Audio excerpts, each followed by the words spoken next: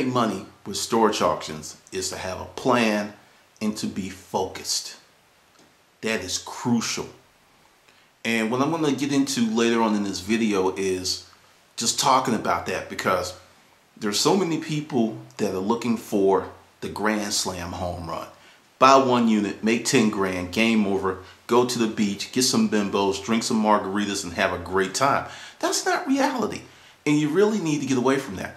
One of the things that helped me be really, really successful was that I had to learn how to divorce my relationship with immediate gratification. It will trip you up. It will create so many problems, and you won't be as successful as you normally can be. We live in a web 3.0, Web 4.0, and many physical businesses are trying to adopt all of the principles of a web startup. There's a few things that you should understand. If you're moving a physical product, there's only so many things that you can adopt from that business model. The reality is you're going to have to hunt the old school business model as well as you can. You know, take out the fad, do something different, but there are certain immutable principles of business that will never change. And I see people trying to get around it, and when they fall flat on their face, or as they say, face palm, they're like, what happened? What the hell happened, man? You know, it was supposed to be like that. You know, I knew my boy Bill, you know, and he went to work for the startup, and 6 months later, he was a millionaire and married to a blonde with a nice rack. That's a fantasy, dude, for most people. The reality is you will work your ass off for anywhere from 2 to 10 years diligently building your business before you see mega success, if you ever see it. That's the reality. And then you can get your blonde with the nice rack.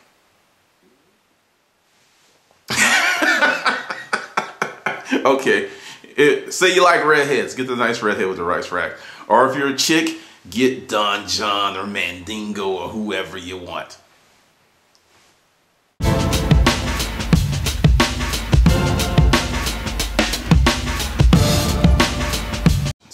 There's 2 core principles here, and the reason I'm doing this video is I got two excellent emails, and I'm going to talk about it. The first issue is detachment, and the second issue is deviating from your core business model. Detachment is something I call in my book holditis. When you first get into the business, and it's really hard, when you get some really good stuff, some really good stuff, you want to hold on to it, or as you tell yourself, hold on to it for maximum value. When really you're holding on to it because you like it. You have to develop a certain level of detachment. I would advise, if you're getting into business to make money, it's not a hobby, it's not a pastime, it's not something you do on occasion. You have what I term it does not come into the house policy, meaning you hold nothing. If it's something you can make money with, you sell it. I don't care if it takes you a week, I don't care if it takes you 6 months, the goal is to sell this stuff. Now, how do you reach this point? You have to change your value system. What do you value most? Do you value getting cool and neat and wonderful items to tell your friends and stuff about? Which is cool if that's your thing. If that's what you want to do, that's what you want to do. There's no problem with that. But if your main focus is to make money, you have to let it go. If you remember my first videos, I was saying that I rarely kept stuff. And it was true. In the beginning, I rarely kept anything. And it was just sell, because you need to get that income, bring it in, put it back out, bring it in. And each time it comes in, it gets larger, a little larger, and a little larger, until you build yourself a capital base. But as long as you are taking the best items or holding on to the best items, you're actually retarding the growth of your business. And if you know anything about compound interest, the same principle works with your business. What you do the first 12 months will heavily impact month 24 and 36, believe it or not. So if you're holding, because, give you a good example. Say you get a unit and there's some super nice stuff in there and you hold off on it and you don't sell it when you could have sold it. Here comes this super fragilistic unit that could change your life, but you don't have the money because you didn't sell the stuff you had that you could have sold. So you miss out. I've seen it happen so many times. I will give you an exception. If you buy a unit and you need something, say your sofa's one with the springs are worn out and you sit down on it, next thing you know, you're like that. You know, and if you get a decent unit and you get a nice sofa set, take it home. I mean, you know, there needs to be some rewards for this business at all times. That's a little different. But if you just want it because it's nice and you really don't need it, you are holding yourself back. How do you get past this? You have to really look at your value system. What is your number one thing that you want to do with this business? Like I said, if you just want to hold on to stuff and collect it and be like Barry on Storage Wars, that's your thing. But if you want to make money, nothing comes in the house, you sell everything you can, you take the profits and you reinvest them back in the business. That's how you're going to grow your storage auction business. I have a guy who started with 300 bucks. Now he has a capital base of $7,000. It took him 2 years. This didn't happen in 1 or 2 months. It took him 2 years of diligent hard work to get to that point. Now, you know, he's kind of like the big kahuna in his areas. I make no promises to you. Everyone's not going to have the same results because everyone does not have the same motivation. That's the core component. On to the second email.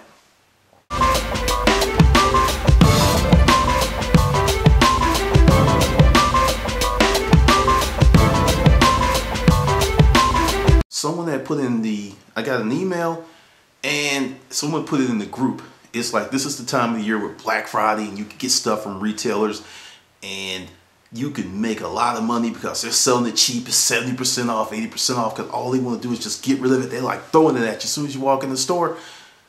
That to me is one-off stuff. If your core business is storage auctions, that should be your primary business and anything else is secondary. I did not really get caught up in, oh, you can go buy this stuff and sell it, because this is what I did. Because really, if you're going to do that, you might as well be a picker, because that is picking activity. You kind of get this, you kind of get that. And also, you can make a good lick. You can go to stores, get the clearance rack stuff, sell the stuff on eBay, and make more money. But look at your time. You get in your car. You go to the store. You go to the checkout. You know, and you can research it on your phone, but you're still investing a lot of time, and a lot of people don't really count that. Number two, it's a one-off type deal. If you can't get that type of action every week or every month, it's kind of like, you know, just like a vacation. It's something you do very rarely. So, and it also distracts from your core business model.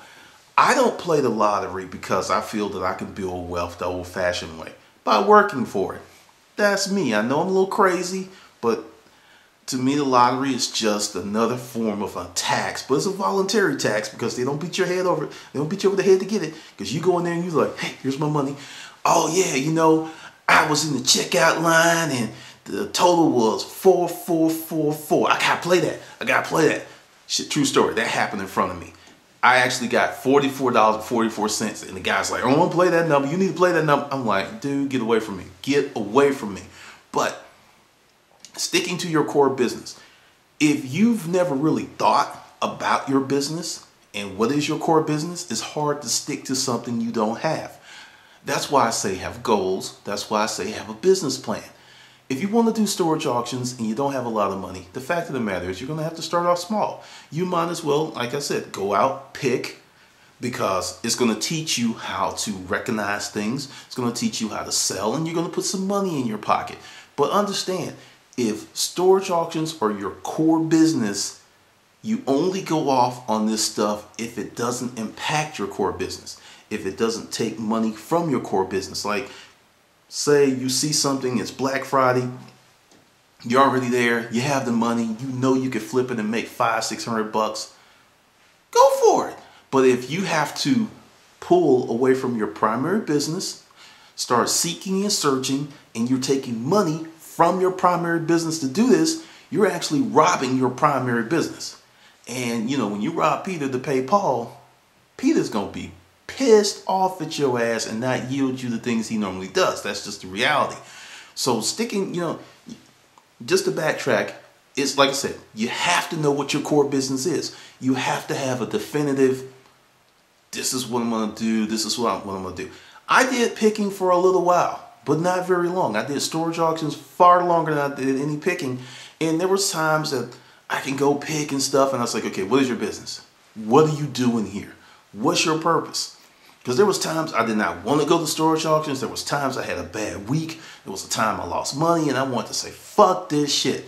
Then I look in the mirror and I said, what's your primary business model? And this is where having data helps you.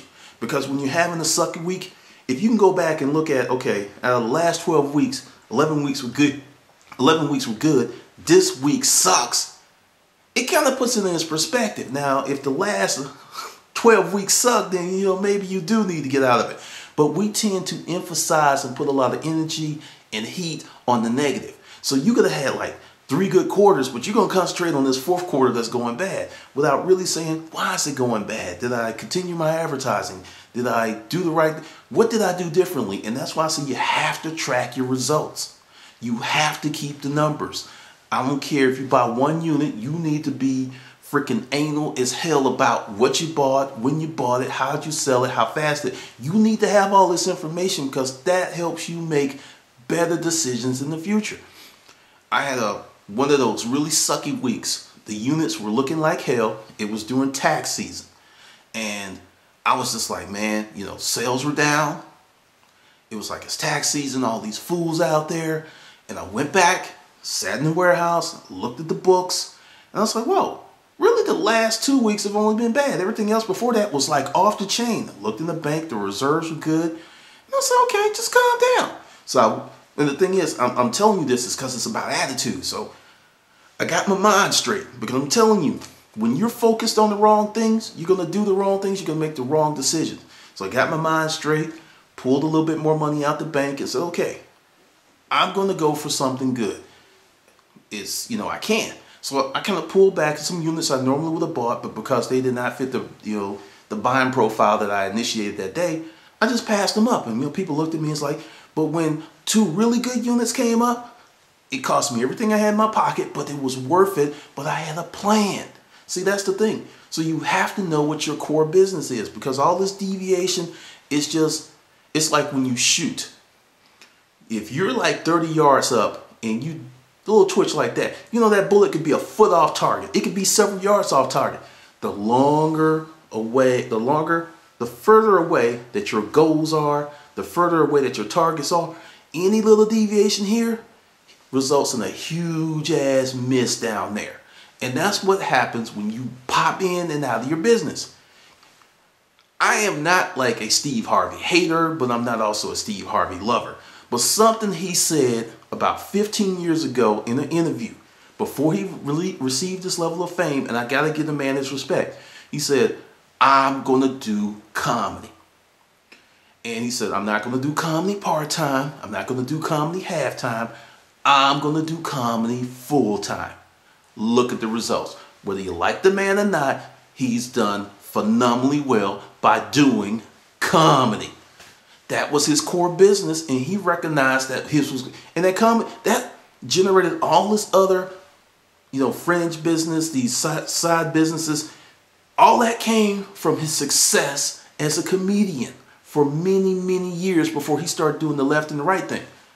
See, once you build that solid base, then yeah, you can kind of move over there, you can chuck it over there.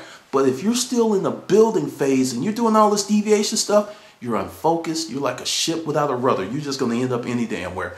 You may end up in a good place, but chances are you're going to end up somewhere you don't want to be. All right, so hopefully that helped you. All right, this is Glendon with Making Money with Storage Unit Auctions.